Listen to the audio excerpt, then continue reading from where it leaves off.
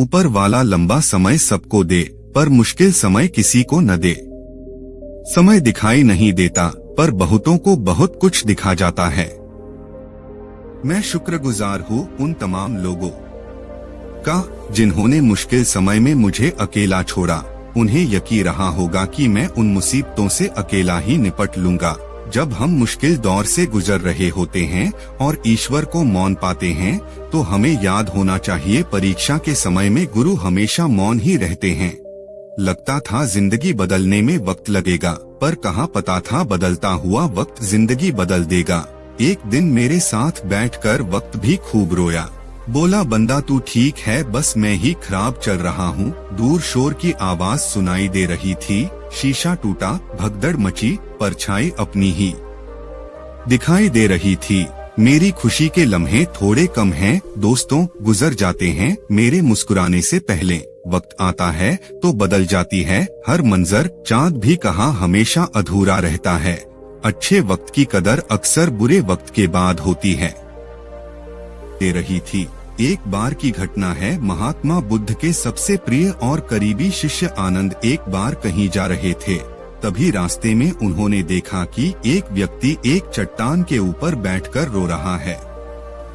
यह देखकर आनंद वहीं रुक गए और उस व्यक्ति के पास जाकर उसके दुखी होने का कारण पूछा। वह व्यक्ति अपने आंसू पहुँचते हुए बोला, मैं यहीं पास के ही गांव का रहने वाला एक बदनसीब व्यापारी हूँ। मैं जो भी काम करता हूँ वह खराब हो जाता है। व्यापार के चक्कर में मैंने अपनी माँ और पत्नी के गहने गंवा दिए, अपने परिवार को खो दिया और यहाँ तक कि अब तो मेरा घर और खेत भी गिरवी रखा है। मुझे तो लगता है कि मेरी किस्मत ही खराब है। उस व्यक्ति की बात सुनकर आनंद बोले, तुमसे किसने कहा कि तुम्हारी किस्मत खराब है? जरा मैं भी तो जानूं कि तुम्हारी किस्मत में क्या खराबी है। व्यक्ति बोला, पहले मैं खेती करता था, लेकिन हर साल उसमें घाटा होता था। कभी सूखा हो जाता तो कभी ज्यादा बारिश से फसल खराब हो जाती है। कभी आवारा पशु फसल को नुकसान पहुंचाते हैं, तो कभी तरह तरह की बीमारियां फसल को बर्बाद कर देती है। खेती से मेरे परिवार का गुजारा ठीक से नहीं चल पा रहा था, जिससे परेशान होकर मैंने खेती करना बंद कर दिया और व्यापार करने का निश्चय किया। मैंने पत्नी के गहने बेचकर अपना व्यापार शुरू किया, लेकिन मेरा व्यापार नहीं चला। शुरू में तो मेरे परिवार वालों ने मेरी आर्थिक मदद की, मेरा साथ दिया, लेकिन जैसे जैसे मुझे नुकसान होने लगा, मेरे परिवार वालों ने भी मेरा साथ त्याग दिया और मुझसे दूर हो गए। अब तो वह मुझे देखकर अपनी नजरें फेर लेते हैं और मुझे ही अपने परिवार की गरीबी और दुर्दशा का जिम्मेदार ठहराते हैं। अब तो मुझे अपना जीवन ही व्यर्थ लगने लगा है। अक्सर मेरे मन में ख्याल आता है कि अपना जीवन ही खत्म कर लूं, और मैं आज यहाँ आत्महत्या करने ही आया था, लेकिन हिम्मत नहीं जुटा पाया, इसीलिए इस पत्थर पर बैठकर रो रहा था। दूसरी तरफ मेरा एक मित्र है। हम दोनों ने एक ही साथ व्यापार शुरू किया था, लेकिन वह आगे निकल गया और मैं पीछे रह गया। मेरी इस असफलता की वजह से वह हर समय मुझे नीचा दिखाने का प्रयत्न करता रहता है और वह अक्सर मेरे घर आकर अपनी सफलता की बातें करता है। मेरे घर वालों को बताता है कि कैसे उसने इतनी मेहनत करके इतना अच्छा व्यापार बना लिया है, और वह अक्सर अपने फलते फूलते व्यापार के किस्से मुझे, मेरी पत्नी और मेरे माँ बाप को सुनाता रहता है, जिसे सुनकर मेरे घर वाले उसकी तो प्रशंसा करते हैं, लेकिन मेरी बुराई करते हैं। मुझे नकारा और कम दिमाग का कहते हैं। मेरी पत्नी और माँ मुझे बात बात पर ताने मारती है, जिससे मुझे बहुत दुख पहुँचता है और कई बार खुद की नाकामयाब पर क्रोध भी आता है, लेकिन मुझे समझ नहीं आ रहा कि मैं क्या करूं। यह सुन भिक्षु आनंद ने पूछा, तुम्हें किस बात का दुख होता है, अपने असफल होने का या फिर मित्र के सफल होने का? सवाल सुनकर वह व्यक्ति एक पल के लिए सोचने लग गया, फिर बोला, अगर सच कहूँ तो मुझे अपने असफल होने का उतना दुख नहीं होता जितना कि मित्र के सफल होने का होता है। भिक्षु आनंद ने अगला प्रश्न किया, अगर तुम्हारा मित्र व्यापार में असफल हो जाता और तुम सफल हो जाते तो क्या तुम खुश होते? व्यक्ति ने कहा, हाँ मुझे बहुत खुशी होगी। आनंद बोले, इसका मतलब कि तुम्हारी खुशी तुम्हारे मित्र पर निर्भर करती है। अगर वह चाहे तो तुम्हें खुश कर सकता है और अगर वह चाहे तो तुम्हें दुखी भी कर सकता है।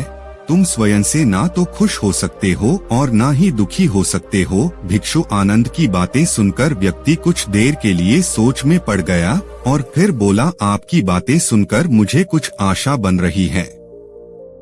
तभी भिक्षु आनंद ने कहा, जब हम किसी से आशा बांध लेते हैं तो उस पर निर्भर हो जाते हैं, फिर हमारी खुशी और दुख भी उसी पर निर्भर करने लगते हैं। इसीलिए सबसे बेहतर है कि तुम स्वयं से आशा बंद हो। जब तुम ऐसा करोगे और साथ ही पूरी मेहनत और ईमानदारी से काम करोगे तो तुम्हें सफलता अवश्य प्राप्त होगी। तुम्हें लगता है कि तुम्हारा मित्र तुम्हें नीचा दिखाने आता है, दुखी करने आता है, पर अगर ईमानदारी से विचार करो तो वह बातें तो सच्ची ही कहता है।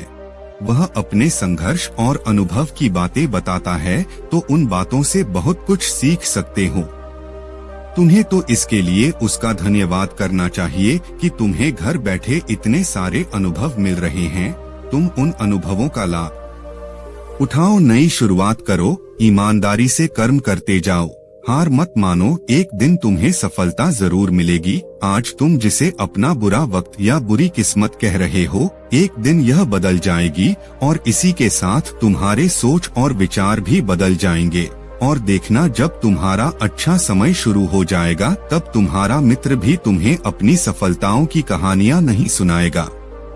तब वह तुम्हें अपनी असफलताओं और परेशानियों की बातें सुनाएगा ताकि तुम उसकी बातें सुनकर भ्रमित हो जाओ, तुम्हारा आत्मविश्वास डगमगा जाए और तुम गलत निर्णय ले सको। लेकिन उस समय भी तुम्हें अपने ही बुद्धि का प्रयोग करना होगा, स्वयं पर विश्वास रखना होगा। जिस प्रकार तुम्हारा मित्र आज तुम्हें दुखी करने आता है, वैसे ही वह उस समय भी तुम्हें दुखी करने आएगा, क्योंकि जिस तरह उसे दुखी देखकर तुम्हें मजा आता है, ठीक उसी तरह उसे भी तुम्हें दुखी देखने में उतना ही मजा आता है। व्यक्ति ने कहा, आपने सही कहा मुनिवर, लेकिन मेरा सबसे प्रमुख दुख यह है कि मेरे परिवार के लोग भी इसमें शामिल है। वास्तव में मैं तो अपने परिवार के लिए अच्छा करना चाहता था, उन्हें खुश रखना चाहता था, लेकिन वह भी मेरी बातों और भावनाओं को नहीं समझ रही है, मुझे ही गलत कहते हैं और पिछले कुछ समय से तो वह मेरे साथ भी नहीं है। भिक्षु आनंद ने उस व्यक्ति को समझाते हुए कहा, हम हमेशा चाहते हैं कि हम जो कुछ भी करें लोग उसके लिए हमारी प्रशंसा करें, लेकिन आमतौर पर ऐसा नहीं होता। लोग हमारे प्रयासों की तारीफ नहीं करते, जिससे हम दुखी हो जाते हैं। हमें लगने लगता है कि हमारे मित्र, रिश्तेदार, घर वाले सब स्वार्थी हैं, लेकिन अगर तुम किसी को अपना परिवार मानते हो और उसके लिए कुछ करना चाहते हो, तो फिर तुम ऐसा क्यों सोच सकते हो कि तुम दूसरों के लिए कुछ कर रहे हो? वास्तव में तुम अपनी खुशी के लिए कुछ कर रहे हो, क्योंकि उन्हें खुश देखकर तुम्हें खुशी होती है।